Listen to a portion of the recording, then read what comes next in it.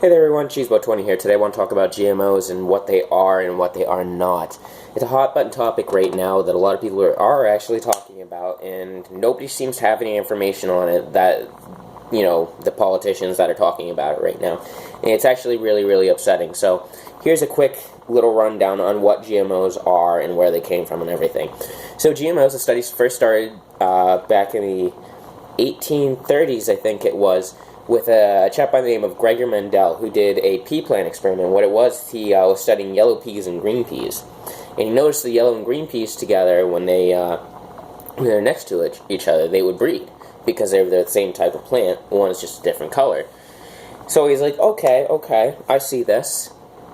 Well, what do I do? What happens if I do this? And so he started crossbreeding all the different types of plants and cataloging their traits. Spotty leaves, you know, the stem set, the root system and everything like that. He did everything. And this was our first foray, our first little look into genetics and what they are. Cool stuff. Move forward a little bit in time. I actually don't know the year on this one. Watson and Crick designed the very first model of the, you know, DNA. Cool shit, right? Wicked cool shit. So now back to present day. We understand genetics. We understand why things are the way they are. We understand why people have blue eyes. By the way, it's a genetic mutation. Did you know that? And it's one that came about pretty recently.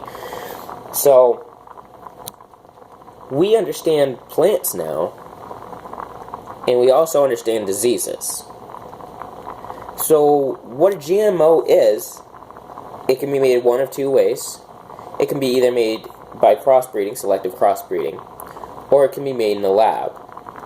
Oh, it's made in the lab, it's scary. Stop right there and let me explain everything. With selective crossbreeding, it's just take two different types of plants and breed them together, and whatever comes out is what you get. You record it, and if you use ones that have desirable traits to them. Pest resistance, hardiness in dry climates, faster growing times, higher yields, and stuff like that. That's the reason why we're making GMOs, and it's not because we're trying to play God or anything. God doesn't exist, by the way. Sorry. We are actually just trying to get the food to be the best that we can, because our population right now is skyrocketing, and pretty soon there's not going to, if we were just using all organic crops, there would not be enough to feed the entire planet. That's another thing I have an issue with, and I'm sorry, I'm going to jump off topic for a second. Organic crops don't produce any better. They don't. In fact, the reason why they cost more is because the yield is so much lower than a GMO crop. Secondly, there is no benefit, none whatsoever, nutritionally, for eating a organic tomato versus a GMO tomato. There are no such things as Terminator seeds. I'm sorry, your Seeds of Death propaganda film, it was filled with lies. It's what it was, propaganda. Now we're going to go on to talking about how it's made in the lab. In the lab, it's done under a microscope. In the lab, it's done chemically.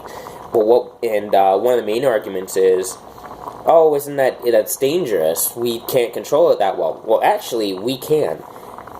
In labs, we have immensely precise control over what we're doing and stuff like that, and it's cool. It's cool. It really is. Being able to modify something to be whatever you want it to be, technically. Then you see people saying, well, what if this happens, or what if that happens? What if something bad gets out? The thing is, nothing bad leaves the laboratory. If it doesn't meet the designer's standards for a plant, and it ends up causing harm or something, it never leaves the laboratory. Because I want you to think about this. I want you to think about this long and hard right now, because a lot of people seem to be struggling with this. What benefit do scientists have of just sending out killer plants? They don't have any. The object of science is to better mankind. Now, your paranoia, your bullshit with the, with your fucking Greenpeace and all that stuff. Oh, GMOs are evil? None of that is founded. There is, I said it in my other video, I'll say it again. There are no studies anywhere that support the claims that GMOs are dangerous to anyone or anything.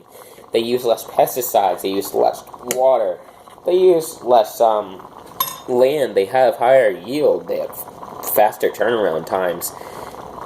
GMOs are a boon, and we wouldn't survive today without them. I want to let you in on one other thing before I go, because my food's about done. Every plant and vegetable that you eat, every tomato, every orange, every banana, every carrot, they are all GMO. And there's a reason why. As the climate changes, diseases changes. So these plants also have to adapt. However, they don't adapt fast enough for us, so we have to do it ourselves. And that's the reason why banana candy tastes so different from an actual banana.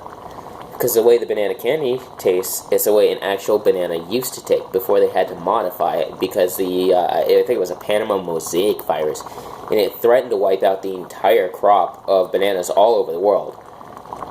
So you can thank GMOs next time you're having a banana. And remember, not quite sure about something? Take a second to learn about it. You might surprise yourself. Thanks for watching.